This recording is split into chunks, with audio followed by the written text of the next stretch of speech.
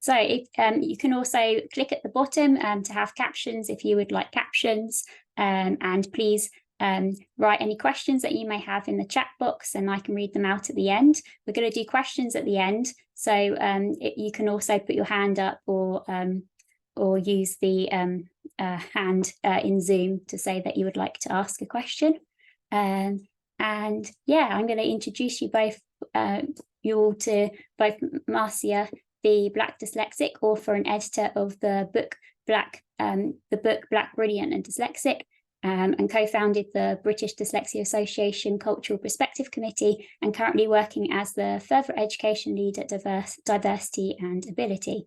And we also have Tumi, the Black Dyspraxic, currently working as an early career researcher in health economics at Newcastle University, and they hold advisory roles on the Centre for Neurodiversity at Work at Birkbeck University and the co-production board for neurodiversity in business. So we've got they're going to chat for about 40 minutes and then there'll be time to ask questions at the end. So I'll hand it over to you both now. Thank you. I'm going to say greetings, everybody, and hello to our community out there. Can you everybody hear me? Just do a thumbs up. Wonderful, brilliant. Thank you so much. So I just want to say a little bit about my role, not really, but just in terms of diversity and ability. So you are aware a little bit about our diversity and ability where I work and who actually connected me with Jess to do this talk today. So diversity and ability, I mean, their mission really is to inform and advocate intersectionality, which we'll talk a little bit about today, neurodiversity and disability inclusion. And we recognize the strengths and true values of lived experience, which Tums and I will be talking about, and celebrating the voices of disabled and neurodiverse people with the aim of creating a world in which everyone is a participant and can thrive. So that's really just about who I work for, but also it's part of my mission to change that narrative, to be able to say that my imposter syndrome is not my imposter syndrome, it's the system's imposter syndrome because me not feeling included. So that's just a little bit about me. And I want to just hand over to Tums just a little bit. And we're going to then talk about our journey. And really, isn't it, Tums, have a conversation, really have a conversation that we hope we can bring you into at 3 o'clock on a Saturday afternoon. Okay. So Tums, you just have a little bring into the conversation as well. Hey everyone, I just want to say thanks, Jess, Dyspraxic Me and Diversity Ability for this opportunity to come and share. And I think it's really important. I think that Marcia and I, we've been working on so many things in the neurodiversity space, but this is the first kind of event that we've had a conversation like this together. And I think it's really fitting, it being on not only Dyspraxia Awareness Week, but also during Black History Month as well. I think we're going to talk about this, but on social media, I'm known as the Black Dyspraxic. Everything involving intersectionality is really important to me, not just intersectionality between race and neurodiversity, but socioeconomic status comes into it, geography comes into it, gender. And Marcia and I were going to unpick this. Marcia and I, we're not just colleagues and work together, but we're now brothers and sisters. We're in this together because our missions are so cool. So we're really, really happy and excited that you guys are involved in these conversations that we normally have on the phone or voice notes anyway. So yeah, I'm really excited. Okay, so let's tell if do you want to start and say a little bit about, I'm kind of doing a semi-host here, guys. So would you like to talk about a little bit about dyspraxia? Because we really want to emphasize on that, being that is with dyslexia me, but also having the fact that dyslexia was last week. We're going to bring a little bit of flavor, but I really want to celebrate dyspraxia because I still feel sometimes people misunderstand dyspraxia. And even though I could say very earlier on, and we're going to talk about that kind of co-occurring and overlapping, I had what we would call it, my parents said, but more my grandmother, like that clumsy thing. I was never really allowed in the kitchen because everything was a bit, like if I cut a potato, the whole thing would be cut. Or if I happened to just put some glasses down, something would break. Or I just happened to always bash my toe and there was a bruise and I never knew where it came from. I could say there's traits of dyspraxia, but really my lived experience is not dyspraxia. I really want you to just bring that in to that conversation so we have a real kind of grounding as we talk from your perspective. Yeah, that's a really good question. And I think it's really important to start there. So I think first of all, we can start with definitions. When we think about dyspraxia, when we think about the Latin, we're thinking about dys, meaning difficulty or challenges, and praxia means action or to do with action. So we can see from just the meaning that it's difficulties with action and coordination. In like globally, so especially in mainland Europe and in the US, we have another definition, which is DCD, which is developmental coordination disorder, and these terms kind of like overlap, and there's a lot of disagreement and sometimes controversy to do in terms of which term to use. Personally, I prefer the term dyspraxia because developmental coordination disorder implies that dyspraxia is only to do with coordination. And I also have a problem with the word disorder. It's quite medical modelly. It's quite just a big emphasis on the challenges. But in addition to the challenges, there are also strengths as well.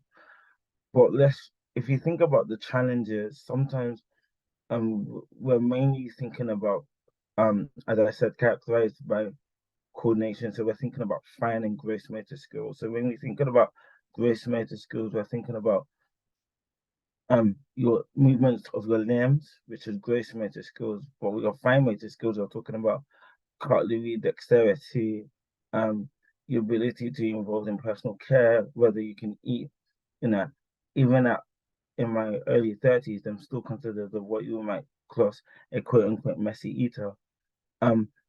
In terms of how it's impacted me in terms of coordination, I know we can unpack that more, but if you think about what you would consider a stereotypical Black man, coordination is quite important, because if you think about sport or being able to dance, all of those type of things, that wasn't me growing up.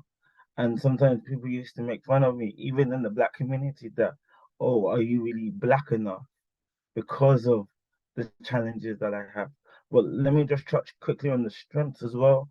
People who are dyspraxic can be very resilient, very determined, very hardworking, very creative, out of the box thinking, very entrepreneurial, strategic as well. So a lot of similar strengths to this dyslexia actually. And when we talk about the co-occurrence, roughly 50% of people who are dyspraxic also have dyslexia as well. So there's quite a lot of overlap. But I would say in the neurodiversity, neurominority world, dyspraxia is one of the considered, I think, one of the Cinderellas. So, you have the big autism and ADHD and dyslexia, but other conditions like Tourette's and dyspraxia, sometimes people know less about. So dyspraxia, for me, I would consider, there's a lot of people that sometimes I say, I have dyspraxia. They were like, do you mean dyslexia? And I'm like, no, I don't. They're two different things. So, yeah. Yeah, thank you so much for giving that kind of real definition. I mean, even if I start to begin to talk about dyslexia, and I'm trying to remember, like, the Greek, the dys and the lexi, they are Greek words as well. So it's that inadequate, and then about language. So those are kind of the same kind of forms of, it's come from that Greek language of with dyslexia as well. But dyslexia, I mean, just doing my research when I was doing my MA, there was over 35 definitions, and there isn't a clear kind of definition like there is with autism from that medical model, with that everybody's got a little bit of a slant. So just to put in perspective, I'll just say, for my dyslexia, not going down the kind of theory route, is that it's authentic to me and it's unique, because no one person's the same. It's like a fingerprint. And so my dyslexia can have impact from the intersectional lens, about me having the exposure to have the right support as well. So that can be the inequality part of it as well. So I feel like I wasn't diagnosed until 16, and I know I was lucky, from what I've been told from my peers, who didn't get diagnosed until they were at university. So there's an intersection there, that me getting diagnosed very earlier is enabled me to be able to have the right access and some of the right interventions to be able to show up as myself, to be able to have the information that I want to put down on paper.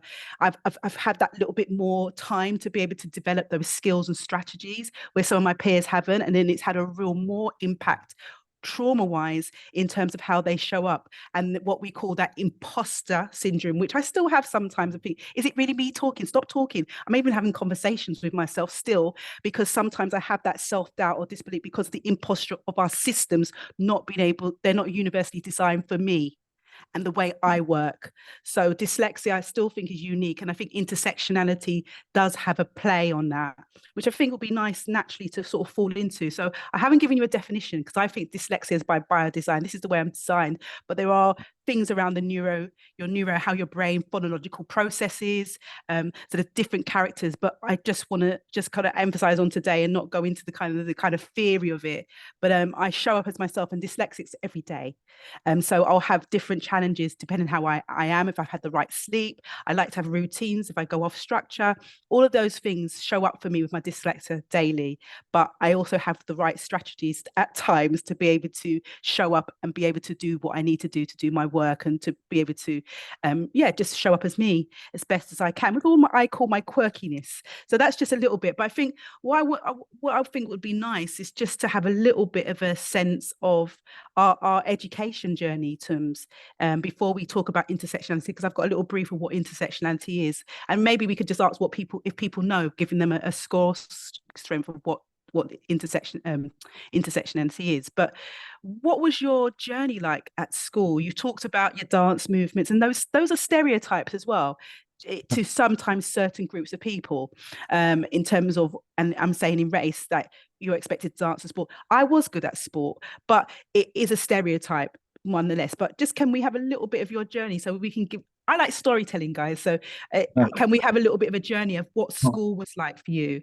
Completely. And again, I'm going to push back a bit about what you talked about, early diagnosis. So I was diagnosed at 4. And sometimes I talk about how a lot of people in the minority community talk about, yes, early diagnosis. We need early diagnosis. Yes. And there are advantages, but there are also disadvantages. Because I knew that I was dyspraxic before I knew I was Black. And if the label, it's not about the label, it's about what you do with the label.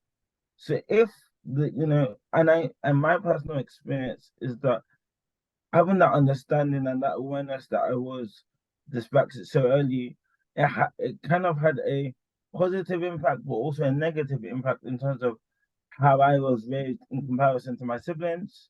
And my parents would say, "Oh, maybe he shouldn't do that because we know he's got challenges." Or there was just that awareness of, especially this was because I was diagnosed in '96, and this is 2023 now. So a lot of the emphasis back then was on the challenges and not on the strengths. So it really did have a big impact on my self-esteem and how I saw myself.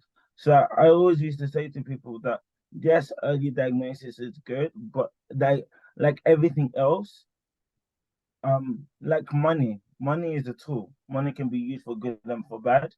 A diagnosis is also a tool. It could also be for good and for bad.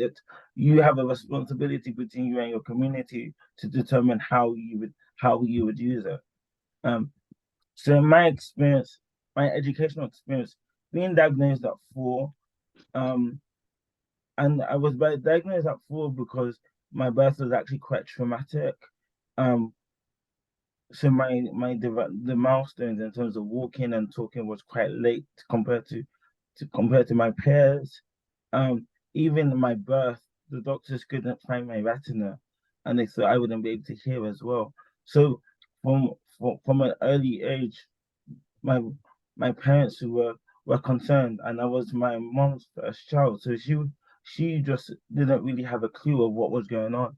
And then at the age of 4, I had a multidisciplinary assessment, and the pediatrician said, yes, your child is dyspraxic. I think they used the term dyspraxic at the time. And they said, but we can see that your child has above average intelligence. And so what we would recommend is that your child go to a sympathetic school. And this is when I guess the privilege comes in, because when my mom and dad heard sympathetic school, they were saying, okay, my parents and I were people of faith. they sent me to a private Christian schools. Now, in that kind of school, there was like 10 to 13 people in a year. And that again is privilege, because my mom and dad had the money to do that, the funds to do that. Not everybody is able to do that. And I was able to have the support. Not necessarily, I didn't necessarily have a Senko or all of that, but I had that one-to-one type of help that more people did it. And also my grandma was also a teacher, and my grandma my grandma spent time with my mom, and basically used to give me extra support, extra help. My writing was always a mess. Reading was always challenging. Organization. Every time I used to have homework or books, it was always scruffy in my bag. My room, cleaning my room was also a challenge as well. But I enjoyed school. I enjoyed academics because other people had sport, they had Xboxes, they had things that they were good at. Like, funny enough, science and just academics was something that I enjoyed. I enjoyed more maths and science, because my handwriting was so bad that writing essays and everything was quite difficult for me. And also growing up in a Nigerian household, my sentence structure, I used to write like the way Nigerians speak English, which is kind of broken. I used to write like Nigerian pidgin English. So it was, struggles with that. But in addition to all of that, I used to get, in secondary school, I was really, really bullied. Didn't really have a lot of friends. Because everybody knew that I had the challenge. I was seen as the guy with the disease. And trigger warning, I was described as, spastic and retard and all of those type of things. And then it wasn't until, and when I was in year 9, my parents, which is controversial now, but this is just an emphasis of their desperation. They signed me up to something called the DDAT program, which doesn't exist now, but back then it was like a private thing that was supposed to cure or help people who were dyslexic or had ADHD and all these things. And they spent thousands and thousands of pounds to help, and in this kind of class, and I don't recommend it, but it was, I think, and I'll show you what I learned from that process. It was that that intervention. You had exercises with balancing on a wobble board or catching bean bags and stuff like that. And what I found is my coordination and everything helped, like it improved, but I don't think it was necessarily to do with the intervention. What I've learned from Dyspraxia over the years is it's not that I can't do things, it's just that things just take me more time, and I just need to practice more. Practice makes perfect. Like, for example, I was bad at sport, but I enjoy playing football more because I've learned how to adapt and different things like that. So for anybody that is dyspraxic, that has a dyspraxic family, dyspraxic family member, I would always say things just take time. If you love something, if you're passionate, just be comfortable in doing you. And yeah, that was my educational journey to like uni. Wow. Okay. I don't even know how to say it, but I think there's similarities I've seen in terms of friendships that I had. I mean, because I'm aware of the time, but I selectively muted at school because I just felt like I didn't feel like I fit in. This whole thing we talk about in D&I, that belonging, you feeling part of a culture. I just feel that I love school, but school didn't love me. And I think children can be unkind. And I've had situations where people had to make people be my friend. And I think about it now. I like to be more with adults. I spoke about real big kind of thoughts, like how the world is, why is the sky blue? I was thinking big and beyond that. And now I feel, wow, that's such amazing. But school didn't nurture that. All it was about was reading and writing. And if you're testing me on my memory, which is really short, I've got a short memory, then how can I show up and be myself? So I think for me, selectively muting was a way of signing out, but culturally I wasn't rude. I did speak, but when I was spoken to. So they really thought for me at school that there was something more happening at home. And that happens a lot to families within the working class, that there was traumatic things happening, but the trauma was really at school, where I started to feel anxiety and my hands would shake and sweat, but I didn't know what it was. All I knew, it didn't feel right. The butterflies didn't feel right. I didn't know what that was. We call them butterflies now. It could be like you have stage fright, but I was feeling that going to school. And I actually, just be transparent here and share in this space, that they actually, through my mum sort of going on and I say my daughter can't read, I went to psychotherapy, and that's when I started to explore more about my imagination. So I saw it as a time to play. We were playing with houses, but what they were doing is looking at what could be happening, why I was not learning. So they were really looking at it from that therapy side, that there could be something that's a trauma from home, but a lot of the trauma for me was at school. So I was very fortunate that I had that experience, but it was very difficult at school to show up as myself. And it's interesting because you have your experience, Tums, and I have my experience. And again, this is about how things are designed and why we don't feel like we're fitting. So the imposter syndrome developed very on, but the imposter wasn't me. I know that now, but at the time, and what concerns me is that we're talking in this space, but still our children are having experiences. And I have someone very close and dear to me, and their self-esteem is very not to do with maths. And I had the same thing, to do numbers. I couldn't process it.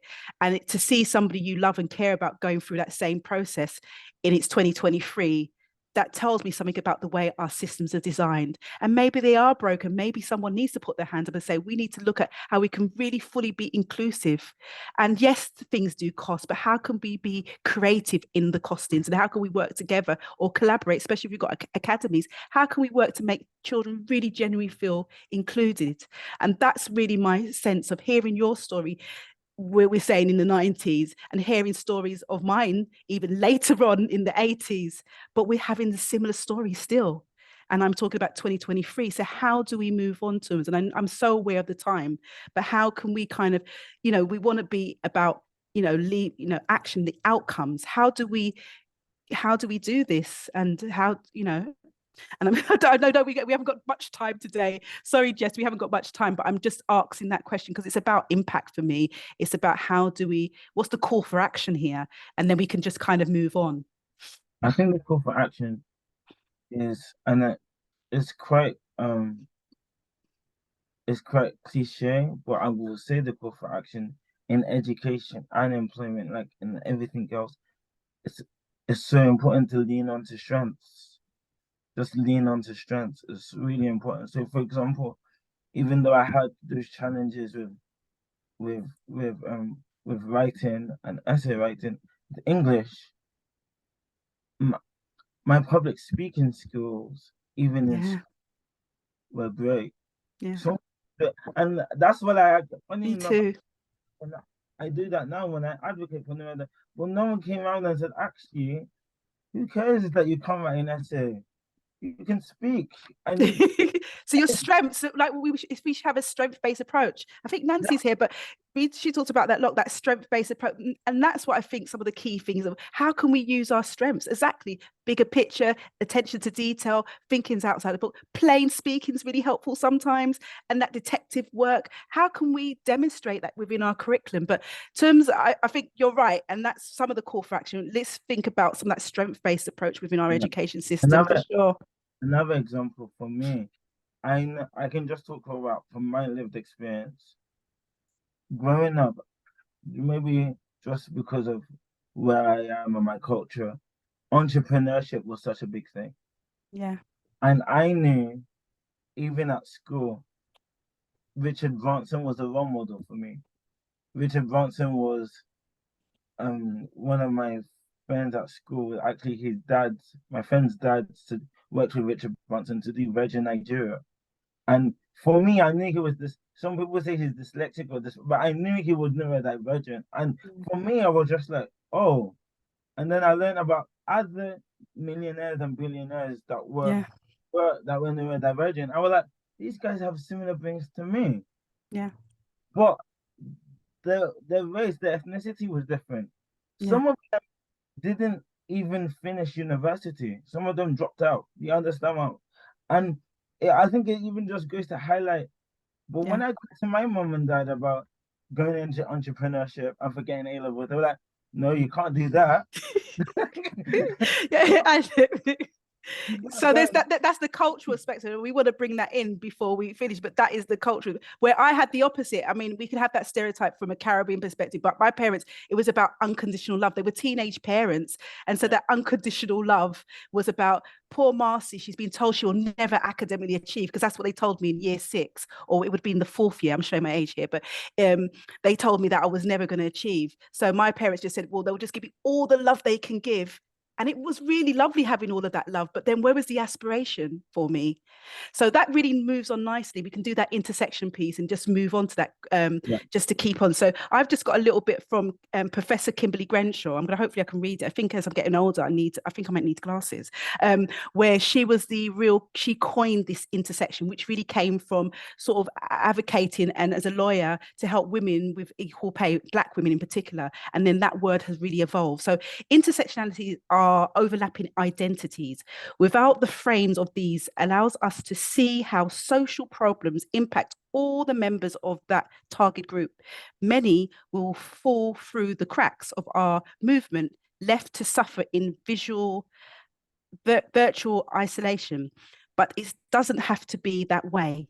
So I'm just going to put a perspective on it. So when I was diagnosed with dyslexia, I thought, oh my gosh, I'm no longer stupid. Wow, yeah, great. Because I always had all these ideas. I was always flowing with it. The conversations, I knew I could understand. But then I felt, okay, so I'm Black, I'm a woman. And then I thought, dyslexia, are you kidding me? So those intersection barriers, I already knew, because this has been embedded in my childhood, that you've got to work twice as hard, and because of the color of your skin. So this is the kind of conversation is that we sort of phasing and moving into, to really bring that intersectionality from what Kimberly's just said about, those cracks. What does that mean for us, and how did we have to show up? And you just really identified that well, from your Nigerian parents. You couldn't be Richard. Really, Richard was great. He was a role model for you. I didn't have Richard, but I didn't have anybody. But the point remains is that you had somebody who looked or resembled something that you understood in terms of your neurodiversity. But again, you knew you couldn't give up the job. You couldn't say you're not going to go to university and you're going to give up. This is great entrepreneurial, and I've got it too. But you wanted that twice hard. You needed to prove something almost, which you didn't have to, but you had to, because you know that there's some inequalities or injustice. Sorry about that, guys. That's my disclaimer. If I get really excited, the words just don't come out right. But so can you just sort of say about that, Tums, because that's exactly that intersection, isn't it? Yes, I think and I love the fact that you mentioned Kimberly Crenshaw.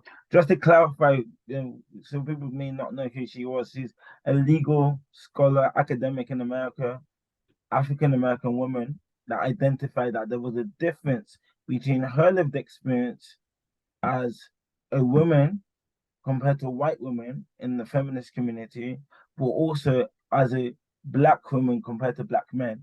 So she coined the term intersectionality just to break it down. And for me, I always like to say, if you think of like in America, they have a term called intersection, which is what we call the T-junction, 2 roads coming together. In math, they call that perpendicular. 2 things coming together. Imagine race, disability, or race. It doesn't have to be race. It could be your geography. It could be your sexuality. It could be religion, political agenda, anything about education, environment. When you are diagnosed, anything of those things coming together, that's intersection. And if you think about it, there's multiple things that come together that make us who we are. And I like to say that we all have a combination of privileges, biases, and everything, and barriers and obstacles that make us who we are. Intersectionality is just a framework that ensures that no one gets left behind. So if you are a white middle class male, you're still involved in intersectionality. You may have more privilege than other people, but you're still involved in this conversation. Intersectionality makes sure that we include everybody. 100%. So, and then even the talk about other people may not being Richard, and it's a thing about privilege, right? in the Nigerian Black community, you always think about education first because you need to have something to fall back on, just in case the business doesn't work. Because if you don't have anything to fall back on, you don't. Mom and dad are not gonna help you because we just have enough for ourselves. So it's always prioritizing. Okay, it's privileged to take certain risks, and in entrepreneurship, you need to take those risks. Or, or do a PhD. Sometimes it's not privileged to be able to do it, even though we'd love to. And that's in that neurodiverse space. We can't do it sometimes with financially, we just can't do it because, not to make an assumption that no one has money or whatever, but we know that there's different things for different people in terms of priorities, and not having that, wealth of, social and economic factors sometimes. Exactly. But even thinking about it's privilege to intersectionality comes in when we think about the qualities of schools in your area, your public services in your area. We know that certain areas have certain access to certain services compared to other people. One thing that I'm quite passionate about living in Newcastle is we know about the North and South inequalities. There's certain access that people enjoy in the southeast of England that you don't enjoy because of the northeast, because of certain policies that we have. I understand, as someone who's Black, British, Nigerian, I understand that if I was born in Africa or Lagos, Nigeria, as a dyspraxic, what I've achieved today may be very different because I know that nobody's diagnosing me at 4 in Nigeria just because of where I was born. And so you can see that there's macro, micro, there's so many dimensions to intersectionality. It's not just black and white. And I think it's really interesting Marcia is known as the Black Dyslexic, and I'm known as the Black Dyspraxic. We didn't talk about that. That just happened. and it's just really interesting because why did we do that? Because race and neurodiversity was so important to our identity and what we wanted to talk about, that we've collaborated and come together because of our shared passion and our shared identity and our shared need to just change the world with this cause. And I think as well, I think because I think we need to move, and I can see in the chat, even though I'm trying not to, is around the workplace and HR and those other things. We can't cover anything in an hour. We also want to leave for questions that other people can join us in the conversation. But it's just so important, isn't it, to be able to, talk about diversity within that. So I always say it's bringing the diversity in the neurodiverse space. So we want to have that conversation always, not because we want to make people feel uncomfortable. Sometimes you have to be uncomfortable to be comfortable and ask the questions and have the conversation, because we all want to be included when we're talking about neurodiversity, and race is part of that. We can't exclude that, and that is just part of the conversation, really. So I've just wanted us to touch on it, but I'm so aware of time and I like to give us time to have those questions. But do you want to say anything about the workplace? Because that's come up. I can see it's come up in the chat around the workplace or any experience. I see that access to work came up as well. Obviously, we've only got a small pocket of time, but anything you want to talk about, sort of entering, you went to university, I went to university. That's a topic in itself. And there's still topics around what's severe enough, like in terms of traumas, things that trigger you. When I did my MA 4 years ago, I really started to have some self-doubt about myself in terms of doing the work. And again, the system said to me, well, how severe is it? We won't be able to give counselling or any support because it's not severe enough. And these are things around social models and not social models, medical models, about all sorts of things. But I don't know if you've got a take on university, or we want to just go straight into to the workplace before we sort of round up to give that 40 minutes. The questions are, we're going to do that in 5 minutes. Yeah. Well, and it's really interesting how in this space, to access the support, the way you access support in education in your to secondary school is different from how you access it in university, and then the way you access support in university is different from how you access support in the workplace. That needs to change because it's confusing and you need to adapt stuff. So for me, from my experience, because I had that early diagnosis, even before I went to university, I contacted DSA, Disability Student Allowance. So I did the same. The laptops, all the coaching, all the advice. but I think when I was younger, I can put my hand up to say I was quite cocky or try to be like, oh, I don't really need that support or really don't need that. Like I remember doing my GCSEs and being like, oh, I'll use the extra time, but I don't really need the extra time. But and the thing is, there's nothing wrong with having support if you need it, because no one told me that actually you need the support because the world wasn't designed for somebody like you. And so the support is actually there to just level the playing field. It's nothing to, and you're not less of a person because you use the support.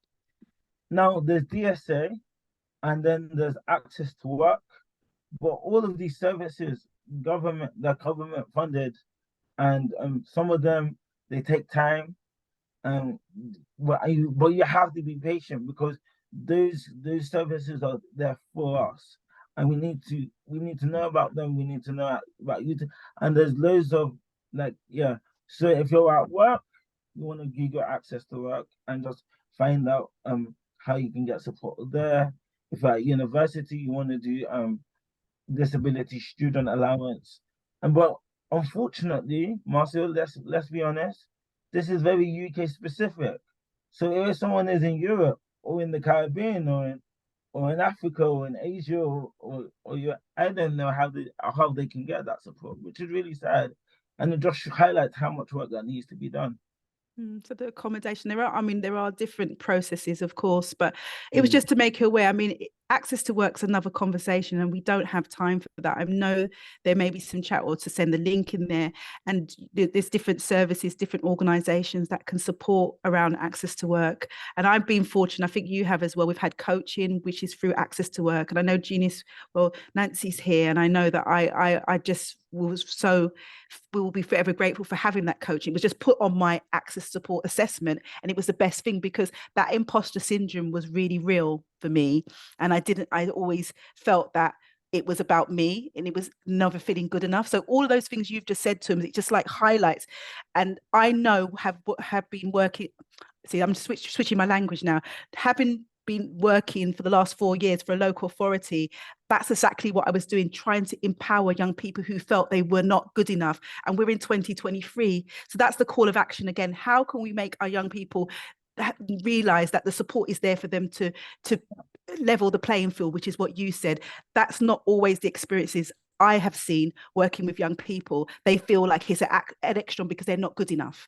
How do we change that thought process so we can have young people who feel positive to show up, because they're the next generation? That's my priority right now, is working with young people in particular, because they are the future. How are we going to help them to show up? So I think what you've said is really interesting. We haven't had that conversation about those kind of feelings. And I think it's really important because it's still, young people are still feeling that way. And that's alarming if we're so further on from both our generations of education, but we're still at a place. And that's again back to the way things are designed, I think. I always say that sometimes access to work is not accessible. And that's and that's it. Because a lot of it sometimes to access some of the government support, and not even just access to work, even benefits and all of that. Sometimes you didn't have to fill out long forms explaining why. Oh gosh, yeah. Like, hello, I'm neurodivergent. Like one of the reasons that I need support is that I need help filling and there's no mechanism. Why can't I send you a voice note? Why can't I send you a video? Like, this is what we talk about, universal design. Like, so universal design, all the way. I'm just know we're on 40 minutes, but that's exactly it. That's another call. How can we change it to make it more accessible? I started my job in March. I've only just got through I haven't even got the assessment paper for my access to work. And we're now in October. So how many months is that? Do you know what I mean? The maths doesn't work, but do you get what I mean? So if you're not persevering, if you haven't got the support or somebody to support you within your organization, whether it's HR, and sometimes they're not even aware, you're having to help them to help you. It's so complex. I think it's another conversation, but I really want to bring the audience in, our guest or people who have come today, which we really appreciate on a Saturday, to join the conversation. But I'm just mindful that, I mean, we could speak for ages and we would still not come to the end. And our passion for these conversations are just, I think, contagious, because we keep rolling off and think, yeah, that's another one. We get more ideas. But I thank you. I mean, there's so much more we could have said, but I'm really mindful that I want to get other people involved, and I've seen some amazing conversations, but I'm trying to stay focused. Do you think it's fair to end there? There is a call for action to have more inclusivity. What's your call for action in terms, especially for our young people anyway? My call for action is always what I always say to everyone: embrace you, embrace your Yeah. I love that, because I've always said, you know, I've learned to love myself and accept me and acceptance, because that I felt all along the way I was just not anybody, which doesn't make sense, along the intersection of being a Black woman, being told that you could be aggressive or you are aggressive if I use my hands. So I've had to learn to just love who I am and embrace it and love people. I love people. So why am I feeling excluded? So I love that message. Should we end it there and just, we can manage what's been going on in the background? You've been amazing in terms of our support. Love someone else managing those little bits. Thank you for spending the time to chat with us. So we've had a few comments come in, and as you said, most of the questions are so far to do with employment. If anyone has any questions, you're welcome to put them in the chat, or you can just use Zoom to put your hand up to say if you would like for us to unmute you, for example. I'm also going to stop recording just in case anyone wants to have a more of a safe space. So I'm just going to stop the recording. Thank you so